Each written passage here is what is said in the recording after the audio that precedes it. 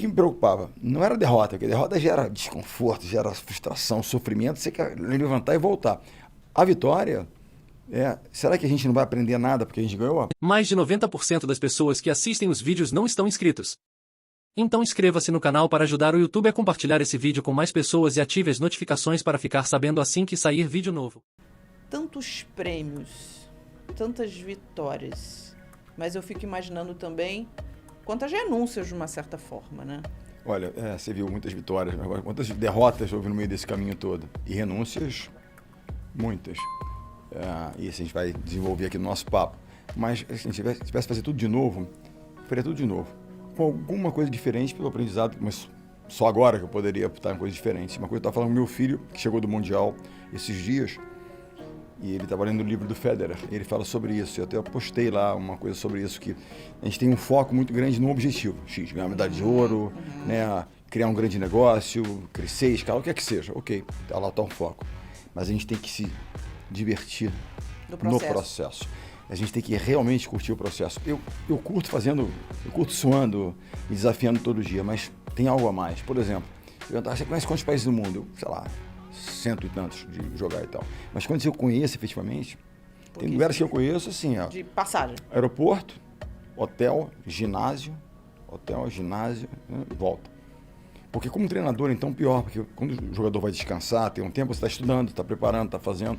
Então, é onde eu fiquei mais tempo, né? Como jogador, eu fiquei um tempo na seleção, mas como treinador, 23 anos, feminino e masculino, eu tive milhões de oportunidades e eu aproveitei pouco. Então, isso eu faria diferente, né? A gente brinca dizendo que, eu e Bruno, a gente fala sempre, e a gente tem um cumprimento antes dos grandes desafios, que é foco, força e fé.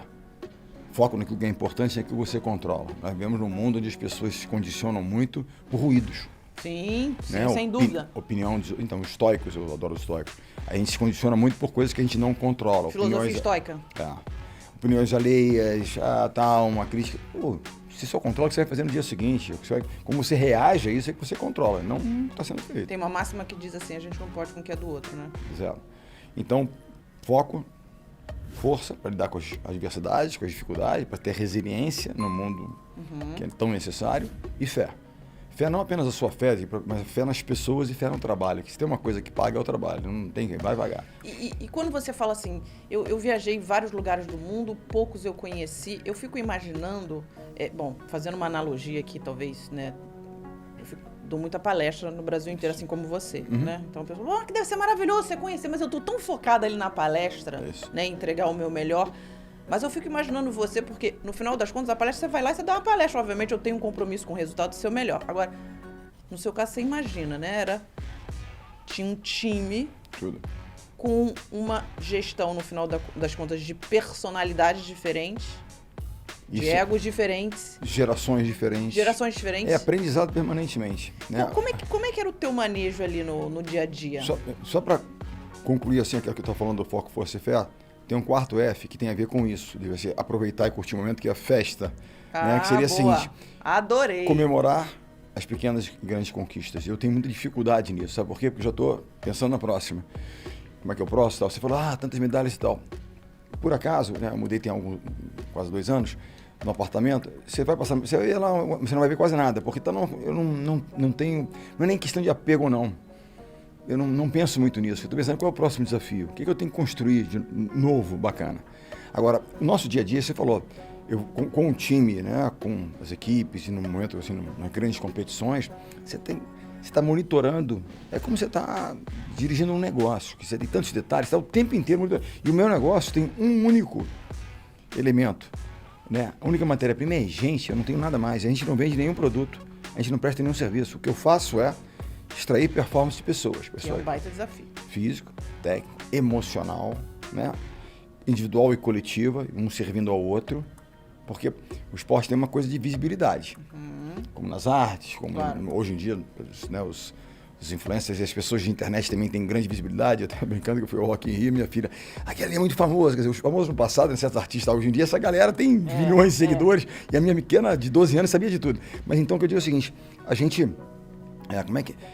Tem uma questão da visibilidade que ela alimenta egos e vaidades. Então, como é que a gente consegue manter aquelas personalidades fortes, reconhecidas, populares, jogando para o time. E focadas naquilo ali. Ali. Aqui é o nosso foco, não tem dispersão. E as distrações são N, né? Imagino. Cada vez mais. Hoje você vai para um jovem, olha, desliga o seu celular. Primeiro, não desligam o celular, mas sai do celular, se afasta dele durante 2 horas para focar em alguma coisa, é um teste. É um teste de capacidade de disciplina. Eu faço esse teste com alguns jovens. Alguns não conseguem. Não conseguem. E eu falo para você o seguinte, você que conhece muito do mundo empreendedor, de jovens e não tão jovens, mas jovens, o empreendedor tem que ter um espírito jovem, independente da idade que ele tenha. Total. Entendeu? Total. Então, esses jovens que você, né, conhece, conecta e tal, você acha que eles conseguem ficar 2 horas sem o celular? E digo para vocês o seguinte, será que eles são disciplinados o suficiente para empreenderem? Essa aqui é a questão. Eu vejo vocês, né, quando vocês estão lá no programa falando de os empreendedores e tal, eu fico só olhando, será que essa pessoa tem a disciplina necessária para ser um empreendedor de muito sucesso? Você sabe que isso que você falou é muito importante, porque no Shark Tank, uma das coisas que mais... ele vai lá no Shark Tank, depois você tem 6 meses para diligência. Para due diligence você conhece bem, isso, né? Você faz a diligência, faz lá a análise da empresa, etc. e tal. E uma das coisas que eu faço como investidora é olhar a rede social dele quando ele vai ao ar. Porque se ele vai ao ar e aquilo ali passa a ser a vida dele, eu já começo a pensar assim, ele foi no programa para virar muitas vezes a estrela, quando o foco não é esse. Quando no fim o foco, aquilo ali é o início do início de alguma coisa. Eu acho assim, esses jovens que querem fazer então, quando me chamam, vem participar da nossa empresa, vem aqui, tá, poxa, não tem às vezes como te pagar. Não, eu quero entender qual é. A primeira coisa que eu olho, quando eu avalio um negócio, eu não olho o economics do negócio, quanto eles, né, não faço avaliação mais de DRE, como é que tá, não tá, a valuation da empresa. A primeira coisa que eu olho, as pessoas. Aquele jovem que foi lá se apresentar, qual era o interesse dele? Realmente ganhar seguidores e ter uma visibilidade de All-Star no Shark Tank? Ou realmente ele está focado, né, em fazer o negócio dele crescer, na construção, no dia a dia, onde ele vai passar. Tem 2 questões que são a base de pilar de sucesso em qualquer área, que é disciplina e resiliência. Não tem como. Você vai, tua carreira, disciplina, estudar, se preparar, vai fazer um podcast, poxa, eu vou preparar para fazer uma entrevista bacana, para ter um papo interessante, conteúdo. Você se prepara, disciplina, faz isso na vida. Resiliência porque nós vamos lidar com não. Você fala, quantas vitórias, quantas derrotas nós tivemos, quantas dúvidas nós tivemos, e vamos seguir. E algumas pareciam injustas, né? Eu às vezes faço algumas na faculdade, eu andei apertando um tempo lá uma garotada bacana, um deles me disse um dia, mas professor, isso não é justo.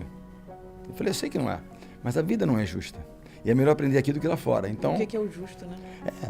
A vida não é sempre justa, né? Ou a gente não se sente como tal. É o que é, ela é o que ela é. Né? E eu disse para ele, mas é melhor aprender aqui e viver isso aqui, resistir isso aqui, do que lá fora. Lá fora vai ser mais duro. Aqui a gente, né, é um ambiente controlável, controlado. Lá não, então...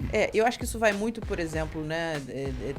Tem aí, não um dito popular, né? Mas obviamente uma frase que perpassa aí gerações, que fala, se você está sempre ganhando, você não está aprendendo. Zero. É porque você comanda aquilo ali, você não tem nada de novo. Outro dia eu vi uma coisa, eu sempre falo de zona de desconforto. Eu sempre usei isso há muitos anos. Desconforto. Se eu parar para perguntar, eu falo nas palestras, pensem no momento da vida de vocês, vocês têm aprendido muito. Um episódio qualquer na vida de vocês, na carreira de vocês, quantas lições vocês traíram de lá? 10 segundos, pensaram? Aí tem lá, sei lá, 100 pessoas. Quem aqui pensou num momento que não remetesse vocês a um momento de desconforto, de derrota, frustração? 100%, 99,99% das vezes, o que esse episódio é um episódio que trouxe isso. Algum tipo de dor, algum tipo de desconforto. Porque não existe crescimento acompanhado de desconforto. Ele pressupõe um desconforto, ele requer um desconforto, ele traz contínuo desconforto. E assim, como é que a gente lida com isso? E os milagres só acontecem no desconforto. Sem dúvida. Então, a vitória... Mas o que eu fazia? Na seleção, eu comecei a criar uma estratégia, a gente começou a ganhar, e ganhar muito. Sabe, como a empresa crescia, ganhamos em 2001 uma Liga Mundial pela segunda vez. E era 2002 o Mundial, e foi ganhando. O líder mundial, né, no ranking mundial nós éramos líderes, ficamos anos e anos na liderança. E o que me preocupava? Não era a derrota, porque a derrota gera desconforto, gera frustração, sofrimento, você quer levantar e voltar. A vitória, será que a gente não vai aprender nada porque a gente ganhou? Nós somos o melhor. A primeira coisa é que nós não somos, nós estamos. sempre. É uma condição, né? Ela é absolutamente variável, móvel, instável, né? Então você está momentânea. E aí o que eu fazia? Cada vitória eu apertava um pouco, do tipo, vamos treinar mais cedo, vamos treinar mais cedo. Você conseguia fazer ali um ajuste para que eles não se acomodassem na vitória? A nossa rotina era de 9 a meio-dia no início, e depois de 5 às 8, né? 2 treinos por dia, mais ou menos, mas começando pelo menos às 9. Ok, às 7, 7 e meia, toma café, tal, sai do hotel, vai treinar, 9 horas começa. Primeiro Mundial que a gente ganhou, o Brasil nunca tinha ganho o Mundial, o primeiro que a gente ganhou em 2002, ano que vem vamos começar às 8. Aí em 2003 nós ganhamos a Copa do Mundo, o Brasil nunca tinha ganho uma Copa do Mundo no vôlei, vamos começar às 7.